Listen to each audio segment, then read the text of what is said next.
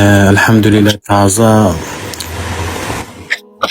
کەوتومە ژیانی هاوسەرگیریەوە نەمگواستۆتەوە سپاس دەکەم جاکتم هەندێک ئامۆژگاریم کە بۆی چی بکەین و چی نەکەین بۆ داهاتوومان داهاتوویەکی گەش و جوان هەبێت. مەسەلەی زەواج مەسئلەیەکی مەسیریە بۆ هەموو کوڕ و کچێک. پێویستە ئەو پرۆسەیە پێک بهێنین. وە ژیانی دنیاش بەڕاستی یەکێک لە خۆشیەکانی بریتیە لە هاوسەرگیریەکی حەڵاڵ. پێغەمبەری خوا صلی الله علیه و سلم فەرمێت دنیا خۆشیە، خۆشترین خۆشیەکانی هاوسەرگیریە، خۆشترینی ناوخۆشترینەکان هاوسەرگیریە. المەرئەة الصالحە، ژنێکی باشت هەبێ، پیاوێکیش ژنێکش پیاوێکی چاکی هەبێت کە بتوانن سوکنایی بە یەکتری ببەخشن. بەڵام سێ پێوەر هەیە بۆ هەموو هاوسەرێک، بۆ هەموو ژن و پیاوێک کە یانەوەی هاوسەرگیری بکەنەوە چەند ژیانی هاوسەرگیریەوە. یەکەم پێوەر گونجاندنە، ئەبێ ئەم دوانە بەیەکەوە گونجاو بن. دووەم پێوەر ئەبێ ئەم دوانە سوکنا بن بۆ یەکتری، واتە بتوانن یەکتری ئارام بکەنەوە. کاتێک کە تۆ ژنەکەت ئەبینیت ئەو تۆ ئەبینێت بە بینینی یەکتری ئارام بنەوە. سێم پێوەر کە زۆر گرینگە بەڕاستی خۆشەویستیە. هەر لە خۆشەویستیشەوە ڕەحم و بەزەیی دروستە بێ. بۆیە هەر ژن و پیاوی یەکتریان خۆش بێ بە مانای کەلیمە. یعنی ئەگەر کێشەش لە ماڵەوە ڕووبە کێشەکان ئاسان حەلەکرێت. بەڵام ئەگەر خۆشەویستی نەبوو کێشەکە بچوو بێ کێشەکە گەورا بێتەوە.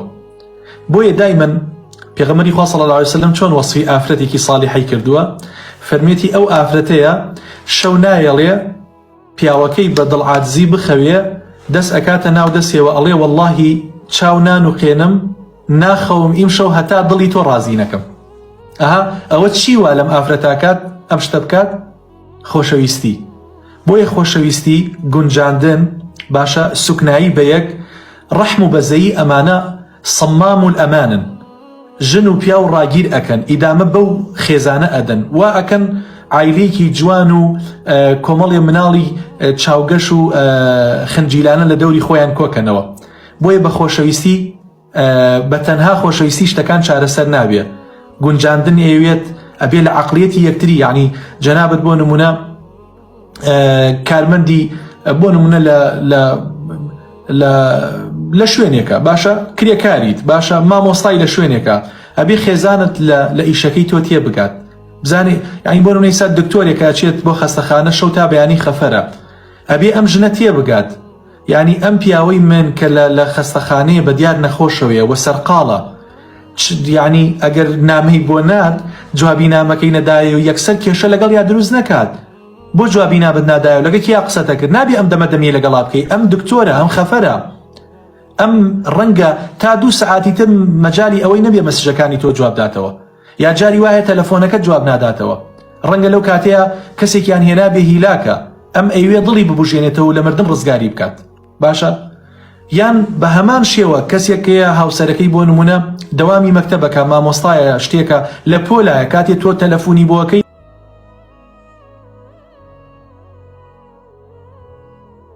ئەبێ لە عەقڵێتی ئەو تێ بگەیت. ئەو لە پۆلایە ناتوانێ مۆبایلەکەی هەڵگرێ، لە جانتایە لە ئیدارە دایناوە. باشە؟ تۆ نابێت دوای ئەوەی کە تەلەفۆنەکەی بۆت کردەوە جنێوی پێبیت و بیشۆریتەوە. باشە قوربانگیان؟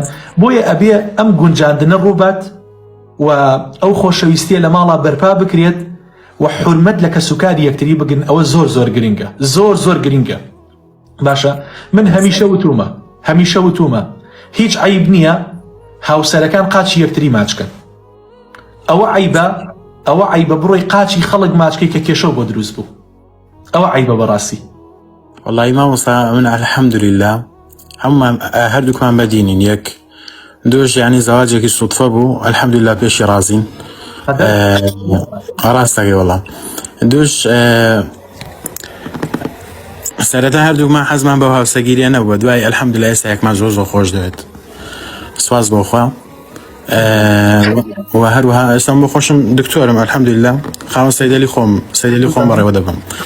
ڕێک باسی وەزعەت کرد.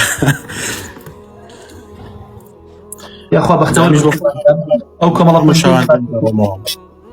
کۆمەڵە قسەی من باسم کرد، ئینشاڵڵا جەنابەت بەوانە شاد بیتەوە بەڵام وەذەکر فەئین الذیکرا تەنفع المؤمنین ئینشاءالله سوودیە بێ هەم بۆ جەنابت و هەم بۆ خانەوادانی کەوا گوێیان لێمانە. طبعا وەکوتم تەنها خۆشەویستی ئیشەکان چارەسەر ناکە، گونجاندن تێگەیشتن لە عقلێتی یەکتری لە ئیشوکاری یەکتری زۆر گرنگە، زۆر گرنگە. یەکێک لەوانی کە شەرع بەڕاستی ڕەچاوی کردووە هاوکفویە، هاوشانیە. باشە قوربانگیان ئەبێ ئەو کەسە هاوشانی خۆت بێت. دروستە مامۆستایەک ئافرەتێ بێنی ئافرەتی ماڵەوە بێت، باشە یا کەسێک پیاوێک ئافرەتێ بێنێ مامۆستا بێ ئافرەتەکە، بەڵام لە کۆتاییە ئەبێ ژیانەکە بگونجێنن و ڕازی بن بەو ژیانە هەردووکیان ئیتیفاقی لەسەرکەن.